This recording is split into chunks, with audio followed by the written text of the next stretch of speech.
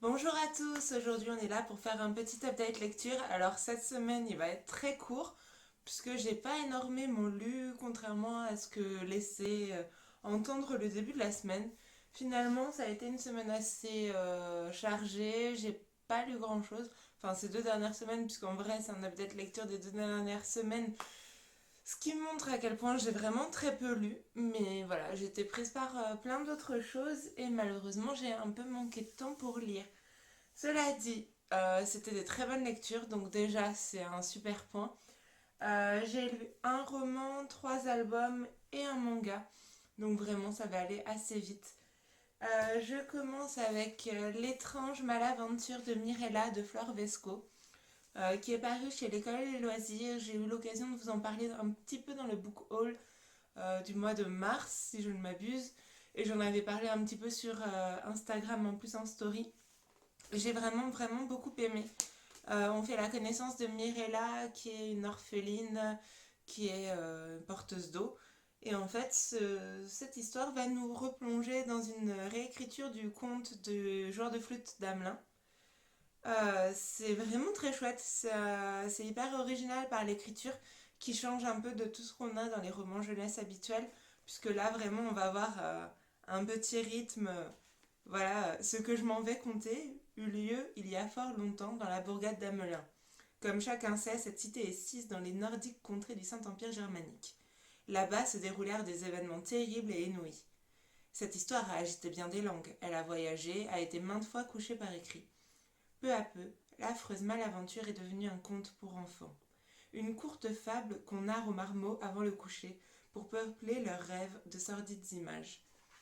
Voilà, donc là, c'est les 2 premiers paragraphes du livre. Vous avez un petit peu, du coup, le style qui va s'en dégager avec les jeux de mots, etc., qui sont pas forcément des mots qu'on voit dans nos romans contemporains, surtout jeunesse. Et Fleur Vesco, bah, elle est complètement. Enfin, elle nous rend une histoire complètement addictive, surtout que c'est un conte qu'on connaît.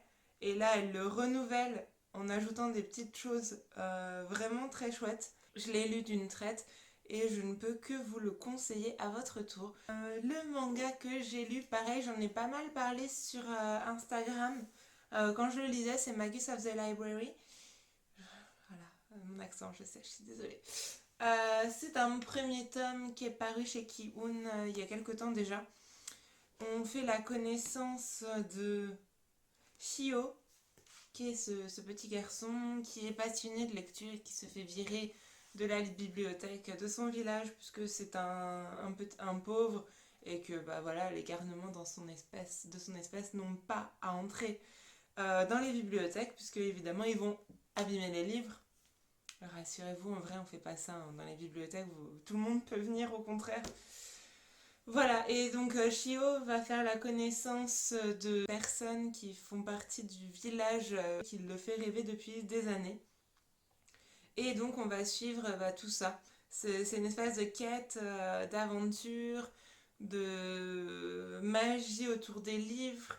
Enfin, c'est vraiment très réussi. L'univers est très beau, très riche. Les dessins sont magnifiques. Donc voilà, le premier tome est génial. C'est super bien réussi et je n'ai qu'une hâte, c'est lire la suite. Donc voilà, j'attends avec impatience de me jeter sur la suite. Surtout que bah, entre le premier chapitre et la fin du manga, le temps a passé et la fin nous donne un nouvel élan. Et du coup, bah, on sait qu'à partir du deuxième tome, il va y avoir une histoire un peu différente. Et que là, c'était vraiment un tome de présentation, un tome d'exposition. Et qui est tellement bien réussi qu'on a hâte de voir comment tout ça va évoluer. Ensuite, on passe aux albums. Alors, je vous en présente deux à la suite puisqu'ils se passent au même endroit, c'est-à-dire sur la Lune. On commence avec Dino Lune, qui est paru il y a quelques temps déjà chez Frimousse. C'est de Morgane de Cadier et Étienne Gérin. J'espère que je prononce bien. Morgane de Cadier, j'aime beaucoup son univers en général, donc voilà, j'étais très curieuse de lire son nouveau.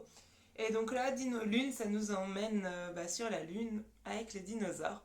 Qu'est-ce qui se serait passé pour ces dinos si ils étaient nés sur la Lune? Et on voit tout ce qu'ils pourraient faire, par exemple, Si les dinosaures étaient nés sur la Lune, ils auraient pu vivre tous ensemble. Et on voit donc tout l'univers graphique qui est là. Donc évidemment, nous sommes dans l'espace, donc il y a beaucoup de noir, etc. Et c'est très poétique, c'est très mignon. J'ai beaucoup aimé en fait. Enfin, j'ai trouvé que c'était très chouette, une façon de parler des dinosaures, de montrer que voilà, ailleurs ils auraient peut-être vécu autrement. Et ouais, j'ai trouvé ça très très réussi, très chouette. Et on enchaîne avec un album sans parole.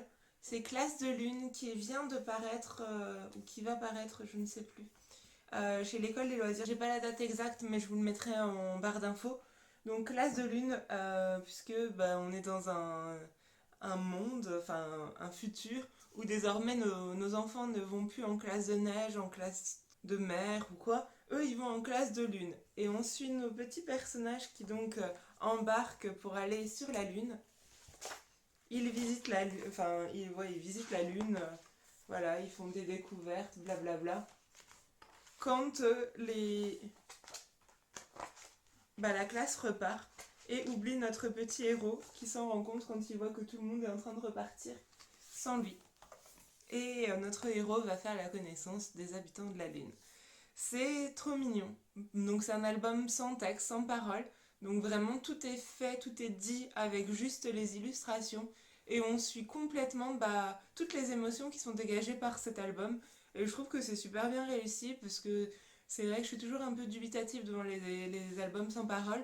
Mais celui-ci, vraiment j'ai été conquise, donc je peux que vous le conseiller. Donc Classe de Lune de John Hart chez l'école des loisirs. Et enfin, on finit avec mon chouchou que j'ai reçu. Non, je ne vous l'ai pas présenté en plus parce que c'était dans le. Je l'ai reçu en avril. Donc c'est Soli ou la leçon d'humilité d'Amadou Mpateba et de Sarah Code, qui est paru chez les éditions des éléphants il y a quelques temps, il y a peu de temps. On est dans un espèce de conte philosophique. C'est un conte initiatique Peul qui nous est raconté par donc Amadou Mpateba, qui est un grand écrivain dont j'entends énormément parler. Plein de ses livres sont dans ma wishlist, dans ma pile de livres à lire un jour. Et vraiment, quand je vois le style qu'il développe pour cet album, ça me donne encore plus envie de le découvrir dans ses romans. Donc on découvre Soli. Soli, c'est un ermite. Donc il vit seul dans sa grotte jusqu'au jour où un berger va l'apercevoir et va le poursuivre. Sauf que Soli va réussir à s'échapper et à se cacher dans sa grotte puisqu'elle a plein de conduits et voilà, il peut s'échapper. Et le berger va rentrer dans la capitale et va aller voir le roi et lui dire j'ai rencontré un ermite, soit c'est un saint, soit c'est un démon, enfin vraiment, faut aller voir. Et le roi demande à ce que Soli soit emmené jusqu'à lui. Et quand il le voit, le roi a une espèce de révélation. Il sait qu'il doit se mettre au service, qu'il doit écouter tout ce que va lui dire cet homme. Et cet homme va lui enseigner la sagesse. Le roi quitte toutes ses richesses, il quitte tout son pouvoir pour entrer comme élève auprès de Soli. Et Soli va lui apprendre le grand secret de la vie, la grande sagesse. Et c'est très poétique, c'est très fort, ça nous emmène vraiment dans un univers très philosophique, très méditatif. Ça nous fait réfléchir aussi à notre condition d'être humain, à notre impact dans la vie. Et la petite fin est une petite touche absolument délicieuse qui nous permet de vraiment se rendre compte qu'il y a encore beaucoup de boulot à faire, en gros, pour notre espèce. Ça nous donne une leçon d'humilité à nous aussi. Et les dessins sont très chouettes, le ton est là, il se lit très bien à voix haute et je ne peux que vous encourager à le lire à votre tour parce que c'est vraiment un très beau conte, très très poétique, très fort. Voilà, donc c'était Soli ou la leçon d'humilité qui est paru il y a quelque temps aux éditions des éléphants, édition que j'aime beaucoup, j'avoue, pour les albums. Je trouve qu'à chaque fois ils ont des choses qui sortent un peu de l'ordinaire et qui méritent d'être mis en valeur. Voilà, donc comme je vous l'ai dit, c'est un update lecture très court, même si je vois que déjà, malgré tout, le temps est passé. Ça me fait que 5 petites lectures à vous présenter. Mais comme je vous l'ai dit, c'était 5 très bonnes lectures. Donc après tout, pourquoi pas, c'est tout aussi bien. Et de ne pas avoir de déception. Et de lire un peu moins, mais que du qualitatif. Donc voilà, allons-y. En attendant, bah, je vous souhaite de très bonnes lectures et je vous dis à bientôt. Belle semaine!